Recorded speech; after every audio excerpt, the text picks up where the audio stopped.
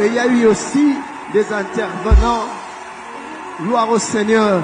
Nous sommes debout, nous accueillons le chef de l'État, son Excellence. Gloire à Dieu, gloire à Dieu. Est-ce qu'on peut mieux accueillir son Excellence, le chef de l'État? Fait son entrée. Merci, merci. Il n'est pas à Bundeur, il n'est pas à Bundeur. Avec lui, Maman Denise aussi à Bunda avec nous. Est-ce qu'on peut acclamer Maman Denise là où elle est? Il n'est pas à Bundeuse, il n'est pas Bundeuse. Gloire à Dieu, gloire à Dieu. Amen, amen, amen. Dieu soit loué.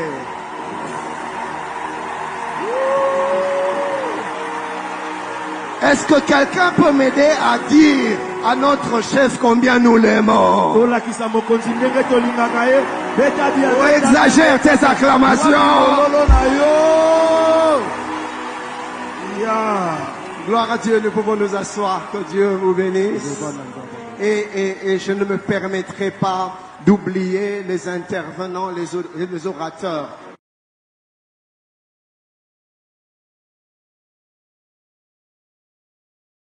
Célèbre présentatrice du journal télévisé de 23 heures sur la radio-télévision nationale congolaise n'a pas malheureusement survécu aux blessures subies lors de son agression par le Kuluna juste après sa prestation le mardi 12 novembre 2024. Depuis cette annonce, son avenue pourtant réputée un coin chaud dans la commune de Bandalungwa était presque déserte. Pas d'attroupement, pas de musique. Difficilement pour les habitants d'avaler cette triste nouvelle, une disparition aussi violente qui exige réparation. Cette triste nouvelle a aussi affecté ses collègues des services. Au cours du conseil des rédactions de ces jours, tous ont observé une minute de silence en mémoire de celle qui a toujours été disponible pour servir les autres selon les témoignages. Je suis parmi les gens qui l'ont accompagné à la morgue de l'hôpital 59. Voilà, je suis très touché. C'est une fille bien éduquée et très polie. À tout le monde, elle appelait toujours chef. Chaque fois qu'elle avait des ennuis, même pour des éléments à faire passer, soit on a oublié son élément sur les conducteurs, mais c'est avec beaucoup d'humilité qu'il le faisait, ceci. Nous venons de perdre une personne de grande valeur. Oui, je lui ai réalisé le dernier journal qu'il a fait le mardi. Et le mardi, je lui ai remis le conducteur à 20h45. Jemima avait des valeurs. Une fille très polie. Et à moi, quand elle devrait s'adresser à moi, elle m'appelait toujours Yaya. Et le premier jour qu'elle avait présenté son journal télévisé à la une, moi je l'ai encouragée. Une annonce qui a aussi suscité de la compassion, même dans les réseaux sociaux, les médias en ligne et autres pages. Les messages de condoléances ne font que pleuvoir pour pleurer cette vedette de 23 heures de la radio-télévision nationale congolaise qu'on ne verra plus jamais sur les antennes de ces médias publics.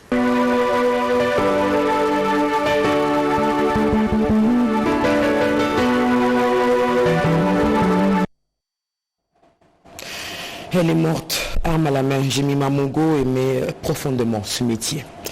Et puis, ce dimanche 24 novembre, le président de la République démocratique du Congo, Félix-Antoine Tshisekedi Tshilombo, a prié avec les fidèles de l'église Philadelphie au temple de cette église même, dans la commune de la Gombe à Kinshasa. À son arrivée, le chef de l'État congolais a été chaleureusement accueilli par le chef spirituel de Philadelphie, le pasteur Roland Dalo. Et puis, il a participé à ces cultes organisés à l'occasion de la clôture de la chaîne de prière de 21 jours dénommée Bunda 21. On y reviendra dans nos prochaines éditions. Et Tanganyika, cette province qui accueillera prochainement le chef de l'État Félix-Antoine Tshisekedi Tshilombo, vous ne la connaissez peut-être pas bien, je vous en propose une carte postale. La ville de Kalimi, jadis Albertville, chef-lieu de la province du Tanganyika, est située sur la littorale du lac Tanganyika. Elle a été fondée en 1892 par Jacques de Dixmude sur la route nationale numéro 5 à 2144 km de Baraka dans l'est de la République démocratique du Congo sur la côte occidentale du lac Tanganyika. Kalemi est aussi un des départs du chemin de fer de la société des chemins de fer du Congo SNCC qui débouche sur la ligne nord-est Kindu-Lubumbashi à la cité de Kabalo.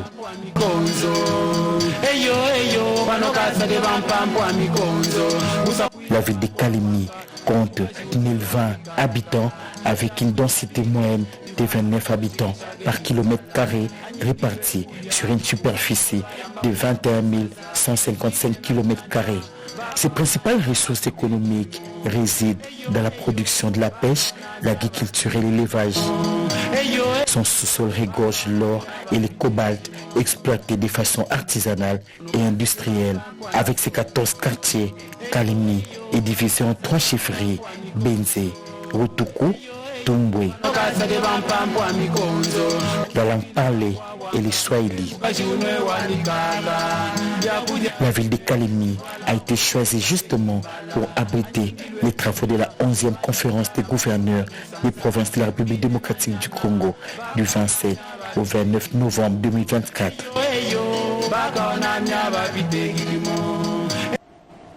Et puis la problématique de l'application du SMIC dans le domaine agricole au cœur de l'entretien entre le ministre du Travail et une délégation de la Fédération des entreprises du Congo. Reportage. Le ministre de l'Emploi et Travail, Ephraim Akwakwanametou, a échangé vendredi dernier dans la matinée en son cabinet de travail à Kinshasa-Gombe avec une délégation de la Commission nationale de l'agriculture au sein de la Fédération des entreprises du Congo, FEC, conduite par son président. Au menu, l'épineux problème lié au SMIC, salaire minimum interprofessionnel garanti dans les secteurs de l'agriculture porteur de croissance économique en vue d'obtenir certains allègements fiscaux et parafiscaux. Dans l'agriculture, je prends le cas de centres de développement comme de plantation, sont très actifs et investissent déjà beaucoup au niveau des centres de formation, des centres hospitaliers, des centres éducatifs et déjà beaucoup dans le social. Et donc ces allègements, compte tenu aussi des réalités, c'est-à-dire des infrastructures de base qui sont en difficulté, avec certains secteurs, etc., sur lesquels les entreprises interviennent, il faut vraiment tenir compte de tous ces aspects-là. Et allègements fiscaux pour faciliter l'opérateur aussi à assister les travailleurs et améliorer ses conditions de vie au mieux. Pour sa part, le numéro 1 de l'emploi en République démocratique du Congo, visiblement très sensible et réceptif aux problèmes liés à l'amélioration des conditions de travail des Congolais, conformément à la vision du chef de l'État et aux orientations de la première ministre, a promis de faire un plaidoyer au sein du gouvernement central pour une solution idoine visant à obtenir les avantages sollicités par la FEC. La mise en œuvre de la réforme de la collecte des données de la contravention routière exige un texte réglementaire sur la vidéo-verbalisation. La question est au cœur de l'atelier que rapportent Sylvie Moembo et Ibrahim Chako. 5 jours ont suffi aux participants à l'atelier sur la réforme de la collecte des données, la contravention routière pour finaliser les éléments indispensables à la mise en œuvre d'une réforme. Et pour matérialiser cette réforme, le ministre des Finances, Doudou Fouambali Koundé Libotaï, a réuni toutes les parties prenantes, notamment ceux venant des 5 provinces, pour élaborer les textes juridiques sur la vidéo-verbalisation et la mise en fourrière, ainsi qu'établir l'état du lieu de l'immatriculation des véhicules, des privés de l'État, des motos, pour vérifier leur compatibilité avec la réforme à engager. Il sera procédé à la mise en œuvre d'une plateforme automatisée pour l'identification et la collecte des contraventions routières, à la mise en place d'un logiciel et d'une base de données centralisée pour la gestion des incidents et des contraventions routières. Le conseiller en charge des mobilisations des recettes, Adolphe Lumbikila, a, au nom du directeur de cabinet du du ministre des Finances donne l'objectif poursuivi de cet atelier. L'objectif principal de cet atelier, c'est de finaliser la réforme sur la collecte des contraventions routières. C'est un changement et il y a beaucoup de tests juridiques à mettre en œuvre, notamment par exemple le projet de décret sur la vidéo-verbalisation, le projet de décret sur les fourrières administratives pour les contraventions routières et d'autres tests qui peuvent accompagner la mise en œuvre de la réforme. Au travers de cette réforme, a souligné le conseiller Adolphe Lumbikila, le ministre des Finances veut renflouer les caisses de l'État en misant sur la diversification des sources de recettes pour réduire la dépendance au secteur minier. Et je l'ai dit plus haut, 26 boursiers congolais de l'Académie internationale de management Excellencia ont obtenu leur diplôme en coordination de projets alternatifs et solidaires. Cette première promotion a été célébrée en présence de la première dame de la RDC, Denise Nyakeru Tshisekedi, initiatrice de la fondation qui porte son nom. Un reportage signé Naïcha Kiala, Edith Chala et Charmant Lelo. Fière allure, drapeau à la main, ce jeune étudiant brandit noblement son identité congolaise au moment de recevoir son diplôme en coordination des projets alternatifs et solidaires. Lui, comme ses 25 camarades boursiers congolais de l'Académie internationale de management Excellencia, ont en présence de leurs amis et familles franchi ce jour à Rennes en France une étape décisive de leur parcours. Un rêve rendu possible grâce à l'alliance entre la fondation Denise Nyakeru Tshisekedi et le groupe de l'Inde qui se positionne comme un modèle d'excellence académique et d'innovation éducative en Afrique. La cérémonie a été marquée par la présence de la distinguée première dame qui a eu l'honneur de parrainer cette promotion qui porte d'ailleurs son nom. Le discours inspirant de Denise Nyakeru Tshisekedi a résonné auprès de nouveaux diplômés. La distinguée première dame les a encouragés à poursuivre leurs ambitions avec passion et surtout à jouer pleinement leur partition dans le développement de la République démocratique du Congo. Vous êtes désormais les bâtisseurs de notre avenir commun, porteurs d'une responsabilité immense mais noble, celle de transformer, d'innover et de contribuer à créer un monde meilleur. Votre vocation désormais est claire. Devenez des ambassadeurs de l'excellence. Dans tout ce que vous entreprendrez, c'est cette vocation qui guidera vos pas et fera de vous des agents de transformation pour nos communautés et pour le monde. Grâce au programme Excellencia, ces jeunes Congolais ont entamé leur formation par 2 années exigeantes en ligne depuis Kinshasa avant de s'envoler pour la France où ils ont bénéficié d'une immersion académique de haut niveau. Les partenaires avec lesquels nous avions signé un contrat il y a de cela 3 ans maintenant. Et ce projet consistait à avoir une formation, une promotion d'étudiants qui allaient étudier à notre académie, notre Académie internationale de management Excellencia qui est basée à Kinshasa. Et ils feraient 2 années à Kinshasa, 1 année en France pour finir le premier cycle de licence. Et donc ils ont fini ce parcours. D'un ton de gratitude à la première dame, ces boursiers ont désormais une vision plus claire des projets intégrateurs qu'ils portent. Vraiment, c'est une grande joie. Et ça sera plus particulièrement joie quand je saurai transformer maintenant toute cette compétence que j'ai acquise à l'école 3 ans en action visible et palpable dès que je serai au pays. Et ça sera profitable à tout le monde. Outre les mérites individuels, ces exploits académiques sont une preuve indéfectible de l'engagement de la distinguée première dame par la fondation qui porte son nom à promouvoir l'excellence et à soutenir la jeunesse congolaise dans l'optique d'assurer le développement de la RDC par ses propres fils.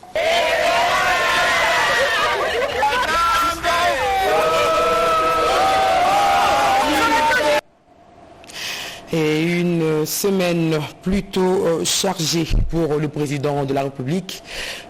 Ici, la synthèse de ses activités hebdomadaires. Après 31 ans d'arrêt, l'usine d'Ozin de Kipushi prend une pause de jouvence grâce Au lancement, le dimanche 17 novembre 2024, de la production des zinc par le président de la République Félix Antoine Tshisekedi Tshilombo, le chef de l'État venait ainsi d'inaugurer l'usine minière de Kipushi dans la province du Haut-Katanga. Cette importante usine a la capacité de production mensuelle de 45 000 tonnes de zinc. La relance de l'usine de Kipushi s'inscrit dans la vision du chef de l'État de relever les secteurs miniers de la RDC qui devrait être un levier majeur de création de richesses et d'emploi de la population, en l'occurrence les jeunes Congolais. Le président de la République vient de relancer la production du zinc de Kipushi Corporation à 30 km de Lubumbashi en arrêt depuis 1993. Kiko est la mine de zinc à la teneur la plus élevée au monde, soit 36% des teneurs moyennes. La mine sera gérée conformément à un joint venture entre la Gécamine et Ivanhoe Mine. Dans 12 ans, l'État congolais deviendra l'actionnaire majoritaire de la mine de Kiko avec des parts de 80%, a indiqué le président du conseil d'administration de la Gécamine.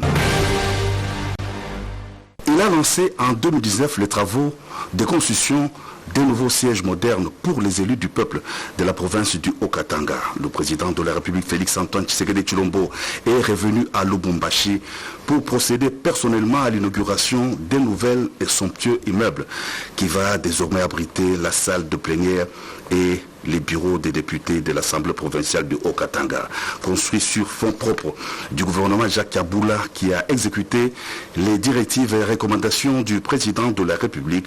Le nouveau siège de l'Assemblée provinciale comprend 37 bureaux administratifs, une salle de plénière moderne avec la capacité de 500 places assises, 2 terrasses, un dispensaire, une cafétéria et une salle technique. L'immeuble de l'Assemblée provinciale inauguré par le chef de l'État à 3 niveaux. Il comporte, hormis des bureaux des membres de l'organe délibérant, 48 bureaux en raison d'un bureau pour chaque élu du peuple. L'enveloppe globale des travaux se chiffre à 13 millions de dollars américains. De Lubumbashi, dans la province du Haut-Katanga, le président de la République Félix Antoine Tshisekedi Tshilombo a effectué une visite au travail à KCC dans le Haut-Lomami. C'est une visite éclair qui a permis au chef de l'État de s'imprégner personnellement sous les explications du général Kassongo Kabwik des réalisations de jeunes bâtisseurs du service national qui ont transformé Kanyama KCC en un grenier agricole, comprenant notamment 5000 hectares de champs de maïs. Aussitôt arrivé, le président de la République, commandant suprême des forces armées de la RDC, de la police et du service national, s'est rendu au centre baptisé Félix Antoine Tshisekedi, où l'on procède à l'encadrement et l'instruction des jeunes futurs bâtisseurs du service national. Aux jeunes nouvellement accueillis au centre d'encadrement et d'instruction ancien Koulouna, qui sémaient les désordres et la désolation au sein de la population, le chef de l'État leur a exprimé ses encouragements à persévérer dans la nouvelle voie d'apprentissage de métier, de l'amour du prochain et de la patrie, ainsi que du respect des lois de la République. Dans son mot de bienvenue, le général Kassongo Kabwik, commandant du service national, a vivement salué la visite du chef de l'État. Grâce à sa vision et son leadership, des jeunes dangereux, marginalisés sont aujourd'hui des travailleurs et des patriotes au terme de leur encadrement à Kanyama KCC, a souligné le général Kassongo. Toujours au courant de la semaine, le président de la République Félix Antoine Tshisekedi Tshilombo est arrivé à Harare, au Zimbabwe, où il a participé aux côtés de ses pairs au sommet extraordinaire de la communauté de développement de l'Afrique australe. Le sommet des chefs d'État a décidé de prolonger le mandat de la mission de la SADC en République démocratique du Congo, la SAMI DRC, pour une année supplémentaire. Le sommet extraordinaire d'Harare a exprimé sa préoccupation face à la détérioration continue de la situation sécuritaire et humanitaire à RDC et réitéré le soutien de la SADC au gouvernement congolais dans sa quête de paix, de stabilité et de sécurité durable.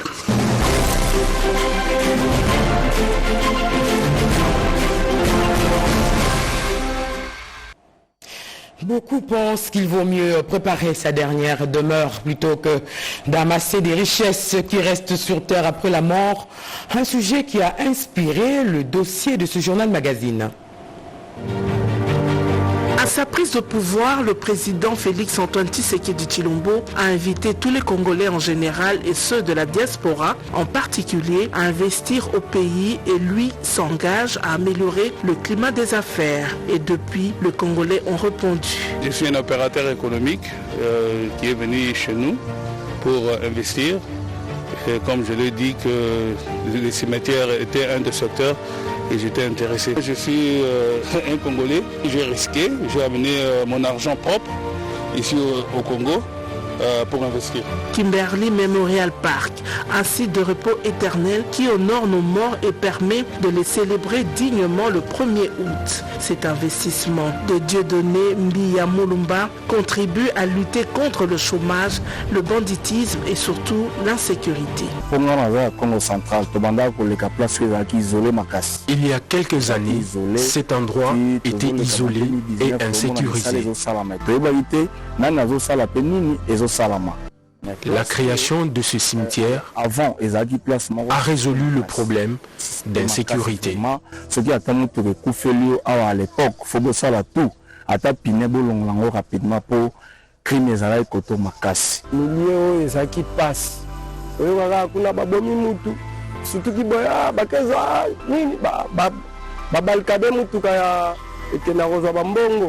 De braquages et viols étaient enregistrés au quotidien sur ce tronçon. Nos appels à l'aide sont restés sans réponse jusqu'à la création du cimetière Kimberley Memorial Park. Les grands opérateurs dans le mois de mars, les grands opérateurs économiques, Papa Dieudonné, aïe, surtout qui boye manger et côté. Planir place nyonso acheli biso sécurité la sécurité tout ana kimberleza. Pour une fiscalité incitative, l'État va promouvoir plus d'investissements, donc plus d'emplois et de sécurité sociale. On trouve un peu de difficultés, c'est comme partout dans le monde. On trouve des difficultés des impôts. Tu vois, quand un investisseur, par exemple du diaspora, quand il vient ici, il faut lui donner aussi un temps pour payer les impôts. Parce qu'on nous dérange beaucoup avec les impôts chaque jour aussi dans notre secteur. Je propose que le gouvernement nous donne un temps pour un investisseur, 2 ans ou 3 ans, que tu ne payes rien. Parce que quand tu mets beaucoup d'argent dans un secteur ou bien dans une affaire, ça prend beaucoup de temps pour gagner l'argent. C'est-à-dire le gouvernement doit nous aider pour un peu relaxer les impôts. Kimberley Memorial Park peut inspirer d'autres entrepreneurs à initier des projets similaires ou dans d'autres secteurs pour booster le développement de la RDC que l'on veut prospère à tous égards. Et également cette belle enveloppe pour la prise en charge médicale des enfants atteints de cancer. La bonne action porte les marques des structures dénommées Dreams et Ngenge Sport. Reportage Yvette Makuntima, Benjamin Zinga. Open Tennis, une activité saine, divertissante à de fins caritatives.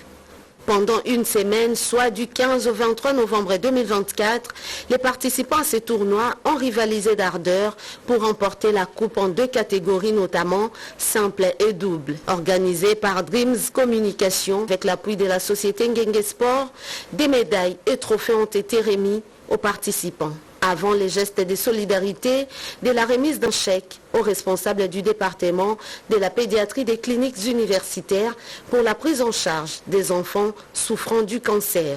Nous voulions aussi pouvoir avoir un impact social qui est visible. C'est ainsi que la société Dreams Communication que je représente, la société de Madame Lydia Mbaka, a trouvé bon de recommander un hôpital, le centre pédiatrique des cliniques universitaires de Kinshasa, en marge de ce tournoi, d'améliorer les conditions de traitement de ces enfants qui viennent souvent des endroits démunis et qui, avec l'élan de cœur qui a touché Ngenge.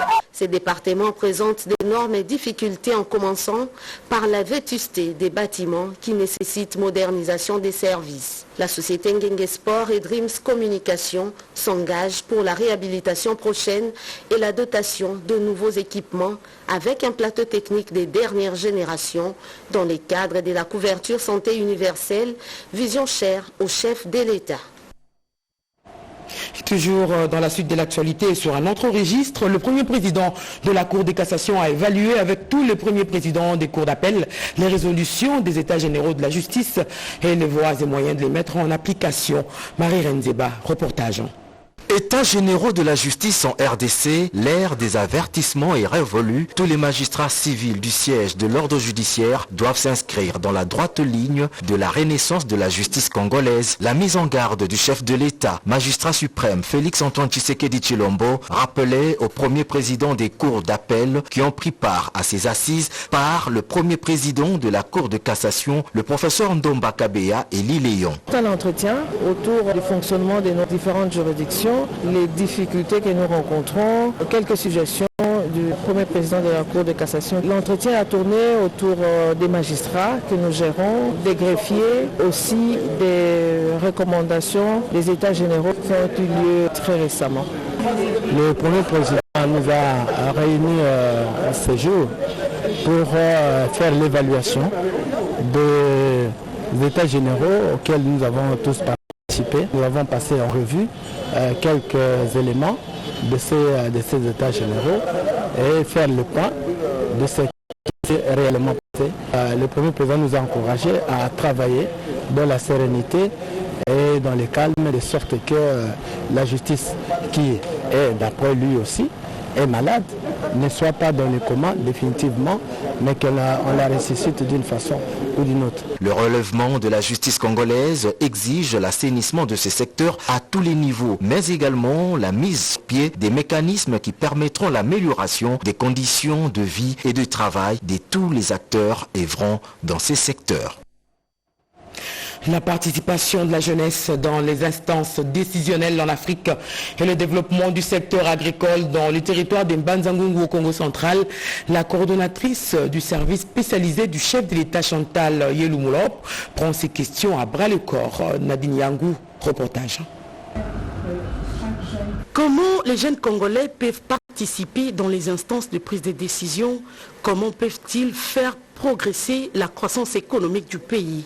Ces questions et tant d'autres ont fait l'objet des échanges qui ont eu lieu entre la coordonnatrice du service spécialisé du chef de l'État en charge de la jeunesse et violences faites aux femmes et traite de personnes, Chantal Yeloumolop, avec Maître Jacques Kabwa. S'il faut modifier oui ou non, et s'il faut la modifier, quelles seraient les dispositions à retoucher, sachant que cette constitution, sa modification veut simplement dire son amélioration, puisque une constitution est la loi suprême d'un État. Et nous savons tous qu'une loi s'adapte aux réalités d'un État. Alors la jeunesse devait s'approprier plutôt cette modification de la constitution en apportant des propositions claires liées à son épanouissement, sachant, et je vais là paraphraser la Charte africaine de la jeunesse, qui prévoit et sollicite d'ailleurs l'implication majeure de la jeunesse sur toutes les questions sociopolitiques de chaque État. Avec la délégation de femmes membres de l'association ADC, conduite par Mme Bibiche Tchibola, il était question de voir comment développer les secteurs agricoles dans les territoires de Mbanza-Ngungu. Le développement de ces secteurs étant les piliers sur lesquels les gouvernements et les privés sont censés d'appuyer afin de garantir d'ores et déjà la diversification de l'économie du pays. Et puis la rédaction me signale que le directeur général de l'ANADEC, cette structure qui travaille dans le domaine de l'agriculture et de l'élevage, justement, le directeur général de l'ANADEC, comme je l'ai dit, sensibilise les pêcheurs et éleveurs à entreprendre pour exporter leurs marchandises à l'extérieur du pays. C'était donc dans la commune de Maluku que ça s'est passé. C'est dans le cadre de sa mission de former, informer et accompagner les entrepreneurs que le directeur général de l'ANADEC, Godefroy Kizaba Akampese, à la tête d'une forte délégation, a effectué une descente dans la commune urbano-rurale de Maluku. C'est samedi 23 novembre 2024. Objectif, rencontrer les entrepreneurs de secteur de pêche dans le cadre du dialogue social dénommé l'Issoloya, directeur général Naba Entrepreneur.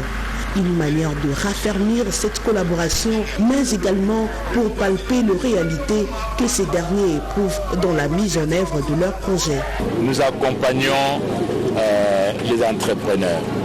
Pourquoi nous les accompagnons? Parce qu'il y a parfois des petites choses qu'un entrepreneur ignore, oublie facilement pour qu'il y ait succès dans son activité.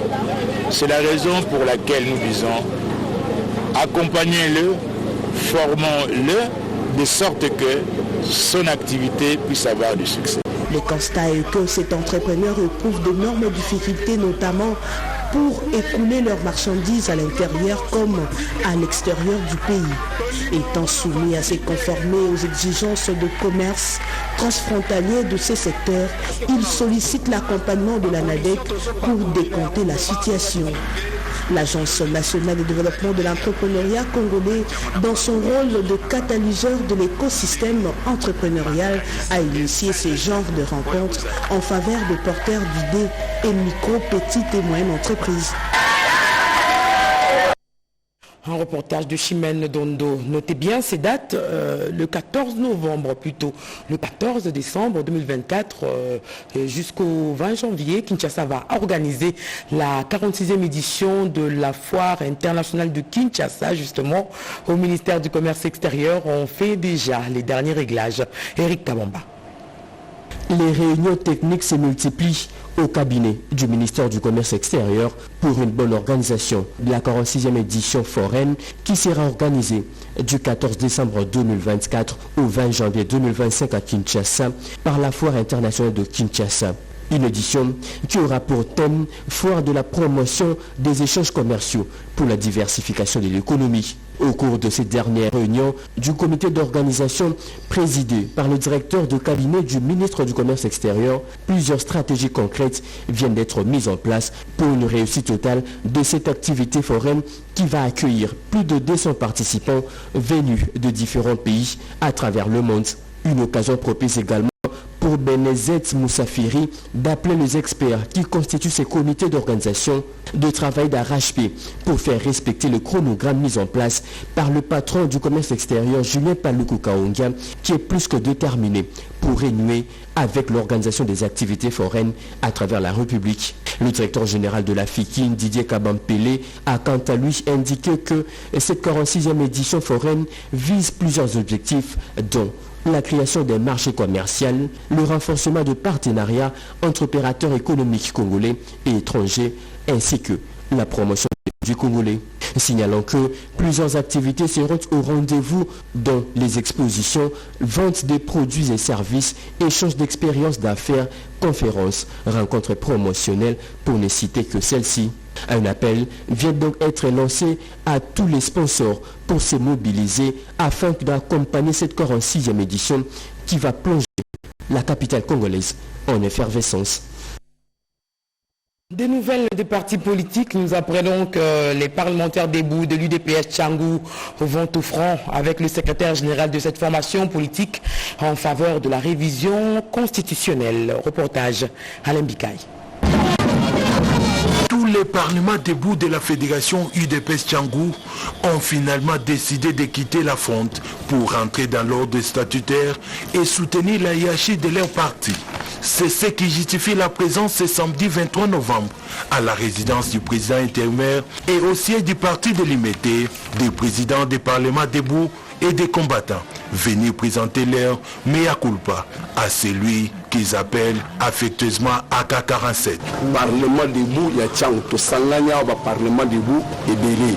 Nous sommes venus ici tous les parlementaires debout de la Tchangou, principalement le parlement phare de Badara qui avait accueilli les cadres du parti qui ont créé la fronde. Nous sommes venus répondre à votre appel à l'unité. On nous avait fait croire que si nous n'avons pas de travail, c'est à cause de votre refus. Nous sommes là pour vous soutenir dans les combats du changement de la Constitution que vous avez porté.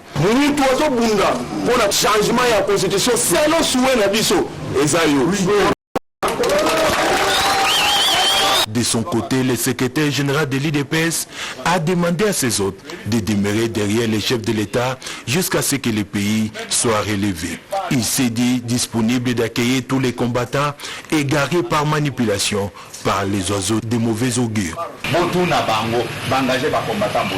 Abordant la question du changement de la Constitution et les actuelles lois en vigueur en République démocratique du Congo, Augustin Kabouya a une fois de plus dénoncé l'existence des textes qui protègent des gens qui ont systématiquement pillé le pays dans leur manière de gérer les affaires publiques.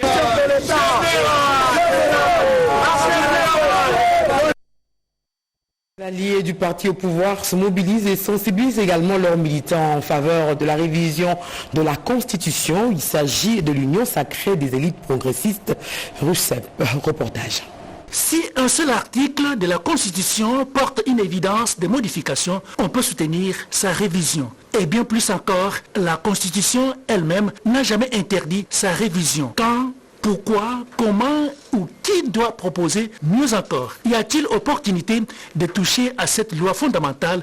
En tout cas, la sagesse du chef de l'État a été bien ajustée pour ouvrir la brèche et lancer la réflexion avec débat parmi les Congolais et structures sociopolitiques qui soutiennent déjà maintenant l'idée du président de la République Félix Tshisekedi de réviser la Constitution. Les rassemblements de l'Union sacrée des élites progressistes RUCEP les manifestent. Voilà qui justifie la grande manifestation convoquée à Kinkole dans la commune de Nantsele pour expliquer les biens fondés de la révision constitutionnelle et l'opportunité à travers une série de motivations justifiées présentées devant l'Assemblée présente sur place. Martin Lukusapanu Chibangu, président et autorité morale de RUCEP, appuyé par les cadres et membres de cette formation politique, pense qu'on doit avancer. Nous faisons partie de la grande famille de l'Union sacrée. Notre patron a donné le mot d'ordre pour que nous puissions réviser la Constitution, pour que cette Constitution soit adaptée à nos réalités chez nous. Nous ne voulons plus continuer à dépendre de l'étranger pour nous imposer les choses ici. Nous voulons prendre notre liberté afin de pouvoir assurer notre prospérité dans la paix comme notre hymne national dit. L'indépendance d'un pays n'a pas de prix. L'UDPS Tshisekedi et d'autres formations politiques, sans oublier quelques invités de marque, membres de l'Union sacrée de la nation, étaient de la partie pour témoigner du soutien au RUCEP et à la volonté de Félix Tshisekedi. Et en sport, on annonce la tenue prochaine en République démocratique du Congo de la Coupe d'Afrique des Nations de handball. C'est le président olympique congolais qui l'a déclaré au cours d'une émission sportive sur les antennes de la RTNC. Nous sommes à 72 heures des événements. Si vous passez au stade de Marty, vous allez remarquer, surtout au gymnase, vous allez remarquer que c'était un chantier là. Le chantier est en train de faire sortir sa plus belle robe. Nous avons un gouvernement responsable qui a mis la main dans la pâte pour permettre à ce que ces grands événements puissent bien se dérouler selon les cahiers de charges qui nous avaient été donnés par la Confédération africaine d'handball. Et j'ose croire qu'au niveau de préparation, comme le disons RDC le Bamakasi, les choses se passent bien. Ça prouve à suffisante qu'il y a une croissance sur le plan technique au sein de l'équipe et nous sommes vraiment confiants avec cette équipe qu'on aura de très bons résultats. Le message est que ce sont les Congolais qui vont mouiller leur maillot au gymnase du stade de Marty. C'est une première CAN organisée dans notre pays, toutes les disciplines confondues. Ce n'est plus l'affaire de la fédération de handball ou l'affaire du gouvernement, c'est l'affaire de tout un peuple.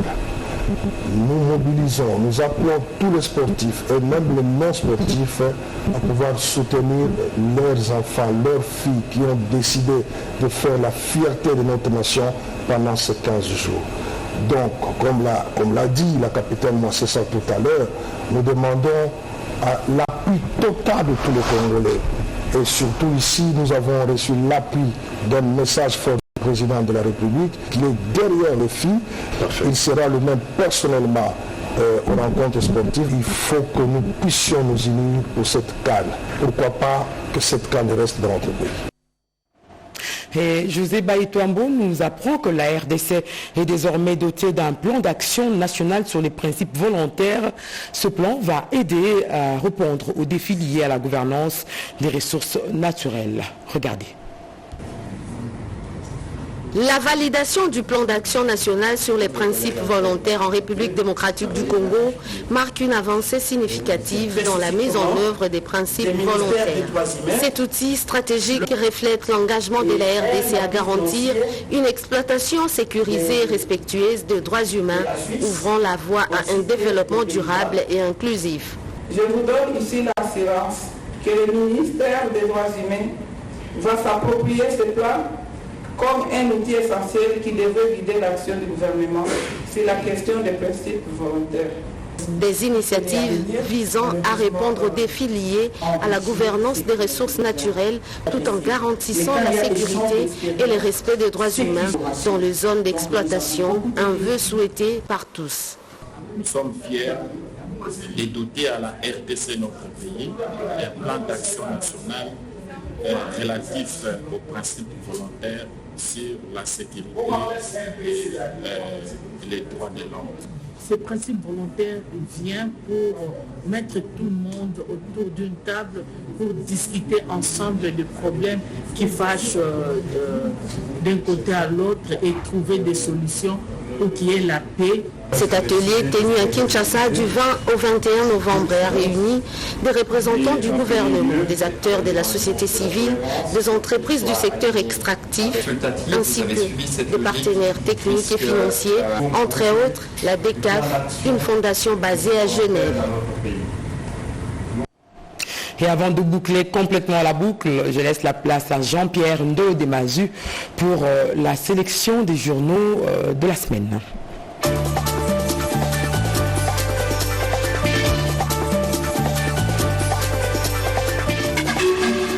Bienvenue mesdames, messieurs à cette rétrospective hebdomadaire de la revue de presse. Les forces armées de la RD Congo, tout feu, tout flamme dans l'est du pays. Info 27.cd fait mention de la reprise par les forces loyalistes de plusieurs agglomérations occupées par le 1-23 soutenu par le Rwanda. Selon le vice-premier ministre de la Défense Guy Kabongo, les FARDC contrôlent l'ouest de la localité Petit, dans la province du Nord Kivu.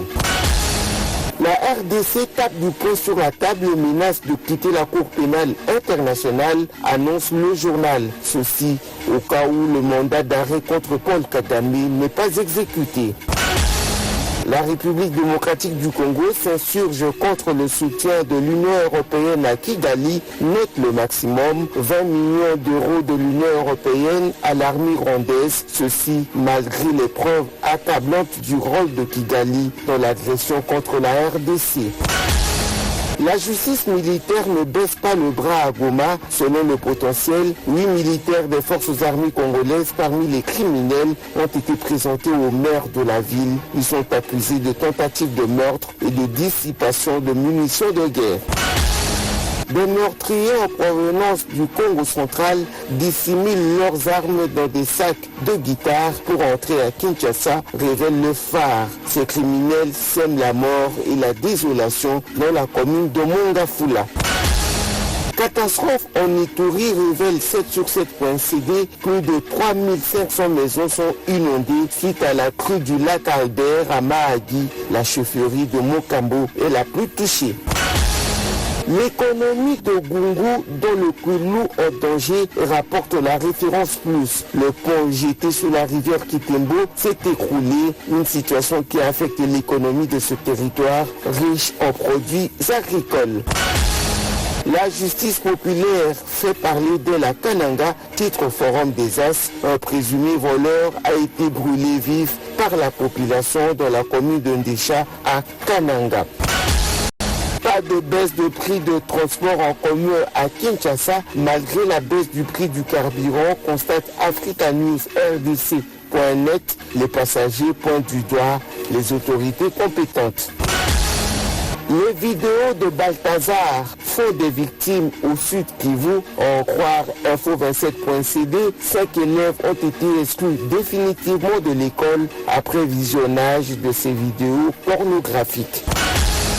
Un soutien de taille à la révision constitutionnelle, c'est celui du directeur général de la SNCC, Maître Trésor Kapuku, affirme la justice. Ce dernier soutient l'avènement de la 4e République, conformément à la vision du président de la République, Félix Tshisekedi. Et un appel de fonds de 250 000 $ américains pour nourrir plus de 2000 enfants albinos et orphelins sous le patronage du gouverneur du Kasaï oriental, une initiative de la fondation Kemesha Charity. Le fonds collecté seront destinés aux associations qui travaillent dans ce domaine. La page magazine relative à cette activité, vous la suivrez tout de suite après ce journal. Voilà, cette édition qui est complètement terminée, elle a été réalisée par Chimène Dono. Coordination éditoriale assurée par Rudis Titoutou. Le prochain rendez-vous avec le JT de 23h, ce sera avec Bobo Anan Mokonzi. Mesdames, Messieurs, bonsoir à tous.